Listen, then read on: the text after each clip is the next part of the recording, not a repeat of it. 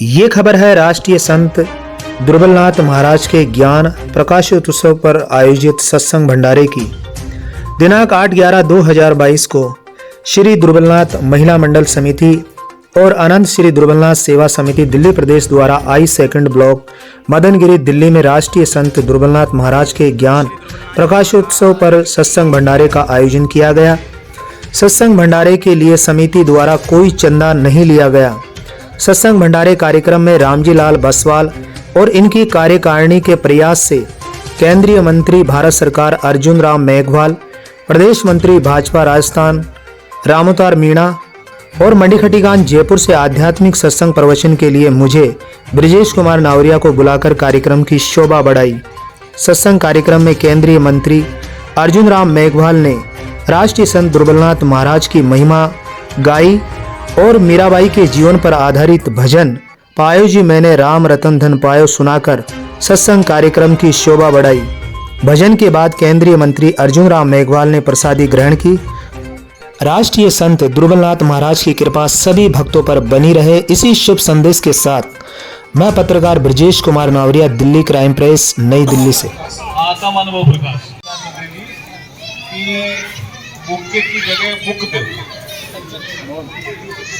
बुक्का अब आप बुक्के देते हो, आप लाते हो बाजार से 300-400 रुपए का तो आता ही है, और बुक्के फिर हम या तो लेके नहीं जाते या यहीं छोड़ जाते हैं, फिर बुक्के को उठाने में भी दिक्कत है। तो किताब अगर देंगे तो हमेशा मेरे ध्यान में भी आए कि मैं भी लेके जाऊंगा, वो अक्सर उसके कहीं पढ़ेंगे दुर्बलनाथ जी महाराज कैसे थे, किस तरह से उन्होंने संघर्ष किया, कैसे समाज को जगाया, कैसे आध्यात्मिक चेतना फैलाई। और मुझे जहाँ तक ध्यान है, अंदर में मेरी थोड़ी कोशिश रही है, तो मैंने जैसे दुर्बलनाथ जी का नाम आपने सुबह बताया, मुझे ध्यान में आया कि उनका जीवन चमत्कारों से भी भरा हुआ था। कोई उनको झुका नहीं सकता था उस कालखंड में भी। कोई अलग चमत्कार दिखा सकते थे तो ये उससे बड़ा चमत्कार दिखा करके उसको परास्त करते थे। ऐसा है जीवन काल में। दुर्बलनाथ जी पैदा हुए उस कालखंड में छुआछूत का भी बोलबाला था ना। उस कालखंड में ऊंच नीच, छूत अछूत, इन चीजों का भी बोलबाला था। ये भौतिक जीवन में आए, भौतिक जीवन के बाद इन्होंने ज्ञान प्राप्त किया। ज्ञान प्राप्त करने के बाद जब ये सूक्ष्म शरीर में गए, सूक्ष्म जगत में गए, तो इनको कुछ शक्तियों ने इनको साथ दिया, तो इनका कोई कुछ नहीं कर पाया। और हमेशा कोई संघर्ष हुआ होगा, जातिगत भी कोई संघर्ष हुआ होगा, ज्ञान का भी, तो हमेशा दुर्बलनाथ जी जीते कि नहीं जीते। ऐसी कथाएं अलवर में भी और बांदीपुर में भी। तो ऐसे संत दुर्बलनाथ जी के जयंती के अवसर पर आपने हमें बुलाया, या जिनको ज्ञान प्राप्ति हुआ, जैसे भगवान बुद्ध को पीपल के जन्म अलग हुआ था, लेकिन पीपल के पेड़ के नीचे जो ज्ञान प्राप्ति हुई वो पूर्णिमा। आज भी पूर्णिमा है। गुरु नानक देव जी के बारे में भी कहा जाता है कि गुरु नानक देव जी को भी ज्ञान पूर्णिमा के दिन ही प्राप्त हुआ, इसलिए वो प्रकाश उत्सव मनाते हैं। आज हम भी दुर्बलनाथ जी का ये संत समागम कर रहे हैं। और जैसा मैंने बताया, संतों की बड़ी कृपा होती है कि जाने के बाद भी वो हमारे पे कृपा बरसाते रहते हैं, क्योंकि वो सूक्ष्म जगत से कोई कृपा उनकी आती रहती है। और कुछ संत लगातार बरसाते रहते हैं, कुछ साधना के माध्यम से जब हमें पता लगता है यश कृपा आ रही है। जैसे कभी कोई अचानक कोई चीज ऐसी जीवन में घट जाना, तो हमारे घर के लोग कहते हैं कि संतों की कृपा हुई या दुर्बलनाथ जी की कृपा, ऐसा मानते हैं। यही कृपा होती है जिसको लगता है महसूस होता है साधना में, ढोंग वाला नहीं। ये ढोंग के खिलाफ है दुर्बलनाथ जी, ये साधना के पक्ष में। तो ये तो मैंने दुर्बलनाथ जी के बारे में थोड़ा बताने का प्रयास। कबीरदास जी ने कहा कि तरवर जो पेड़ दिख रहे हैं इनके बारे में, इनको भी बात उस समय कबीरदास जी ने तो जीव माना था, मानते थे। बाद में जब जैसी बसु ने कहा कि पेड़ों में भी जीव होते हैं, तो हम सब साइंस वाले भी मानने लगे कि पेड़ों में भी जीव होते हैं। तरवर, सरवर, तालाब, संत जन, और चौथा वर्षण में, जो बरसात होती है उसको भी देही मानते हैं उसको। तरवर सरवर संत जन चौथा वर्षण में परमार्थ के कारण चारों धारी, इनका और कोई काम नहीं। ये हमें ऑक्सीजन देते हैं, हमसे कुछ नहीं मांगते। पेड़ मांगते हैं, तालाब हमसे कुछ नहीं मांगता, पानी देता। संत हमसे कुछ नहीं मांगते, ज्ञान देता। अब खाना खिलाओ तो ठीक है, नहीं खिलाओ तो ठीक है, वो अपना अपने रास्ते चले।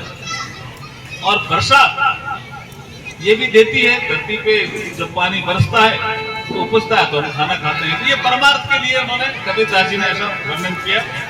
हमारे मंच पर श्री रामावतार जी मीना, मोहनलाल जी राजौरा साहब, रामजीलाल जी रसवाला, राजेंद्र जी खतोलिया जी, नरेश जी सांखला, विजय टेपन जी, नेतराम जी उगेला, विकास खतोलिया जी, नानकचंद जी पाड़िया, ब्रजेश जी, छोटीलाल जी खींची और आप सब मातृशक्ति और सभी बैठे हुए एक भजन का ये जिक्र कर रहे हैं। मैं थोड़ा मीराबाई का एक भजन, मीराबाई को जानते हो क्या? सब लोग मीरा जन्मी मेड़ता, जन्म मेड़ता में हुआ मीरा, शादी कर दी चित्तौड़। बट मेरा जो हस्बैंड हो पतिदेव, उनकी 2 साल में एक खानवा युद्धवाद में डेथ हो। फिर उनका देवर था, उसने मीरा को समझाने की कोशिश की। मीरा, तुम राजपूत कुल की राजघराने की पुत्रवधू हो, तुम्हारे हस्बैंड की डेथ हो गई, तो अब रहना घर में ही पड़ेगा, शादी हो नहीं सकती। तो आप, लेकिन उन्होंने मेरा मन कहीं और है। तो वो जो अपन सुनते हैं ना, राणा जी ने जहर और प्यालो भेजियो, उनका देवर जानकारी के लिए बता रहा हूं। और सांप भेजा तो गले का हार बन गया, हम जानकारी है। क्यों बन गया था? क्योंकि मीरा को संत दुर्बलनाथ जी जैसे संत मिले थे, रविदास। और रविदास जी जब संत मिले तो रविदास जी उनकी रक्षा कर रहे थे, क्योंकि उनको इस जगत का भी ज्ञान था और सूक्ष्म जगत का भी ज्ञान था।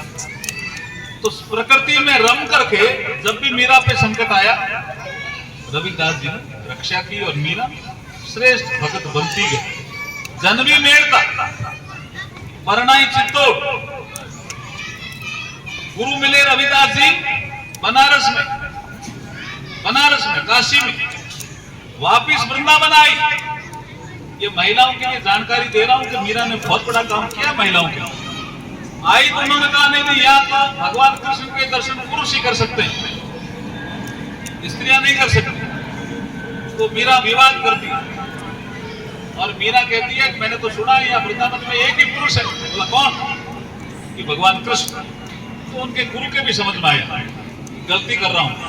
तो ये जो मथुरा में और वृंदावन में मंदिरों में प्रवेश महिलाओं के लिए खुलवाया किसी ने, तो उसका नाम मीरा है। भाई बड़ा काम किया मीरा।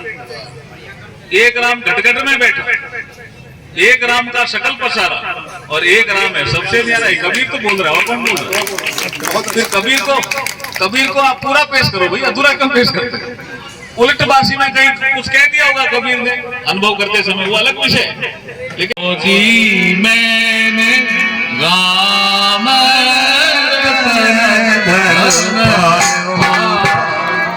पायो जी मैंने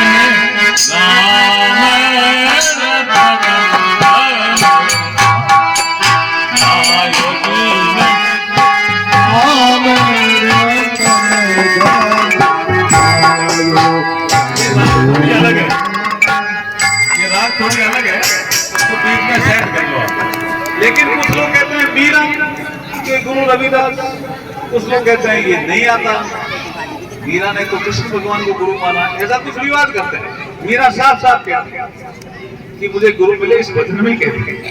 लेकिन मीरा एक रामधन की परिभाषा कि रामधन है क्या, तो उस मीरा को समझाने के लिए मैं कहने की कोशिश करता हूँ। वो कहती है घर नहीं फूटे इन्हें, क्या आप रहने दो, आप ऐसे करते। अच्छा हाँ ध्यान है, चोर भी नहीं ले जा सकता जी उसको, ऐसा धन। खर्चा नहीं कुटे चोर नहीं लूं तेरे खर्चा नहीं कुटे चोर नहीं लूं तेरे ओ तो दिन दिन बढ़ते सवार पायो जी मैं राम रतन वस्तु अमोलक दी मेरे सतगुरु रे। क्या सतगुरु आ रहा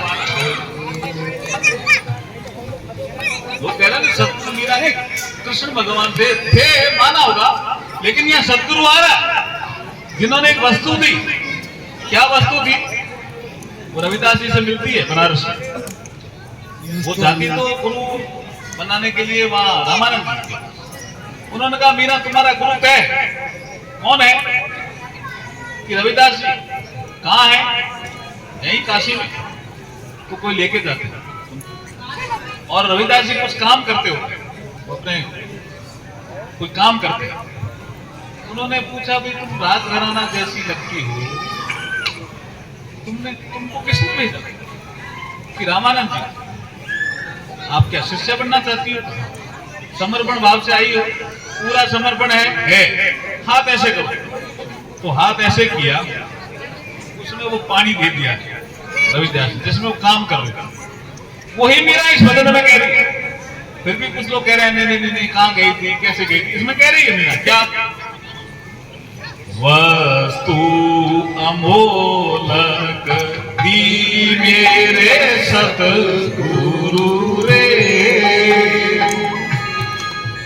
वस्तु अमोलक दी मेरे सतगुरु रे। आजा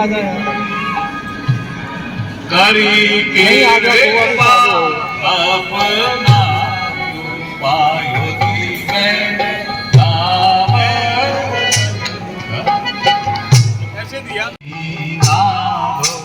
केवटिया सतगुरु रे। सत की नाम केवटिया सतगुरु रे। सत की नाम केवटिया सतगुरु रे। भव सागर तरी आयो पायो मैं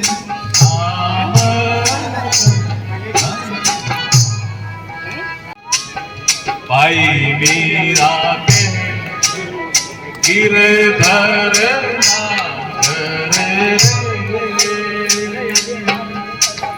पाई मीरा के प्रभु गिरधर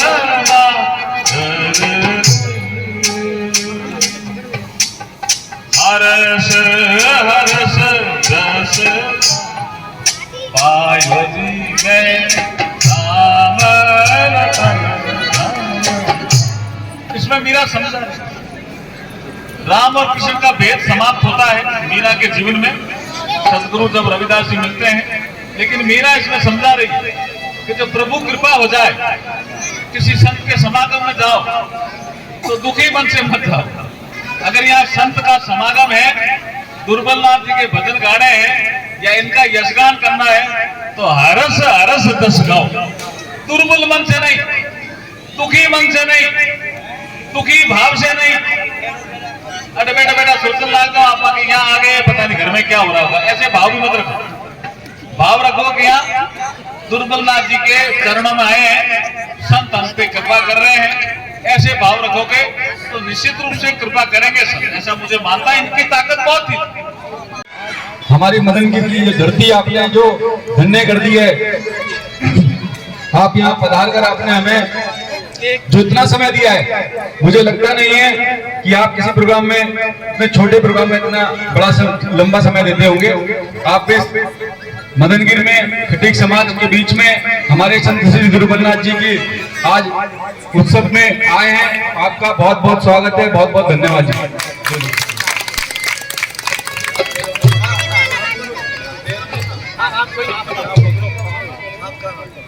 मैं समाज के सभी सम्मानित व्यक्तियों से अनुरोध करूंगा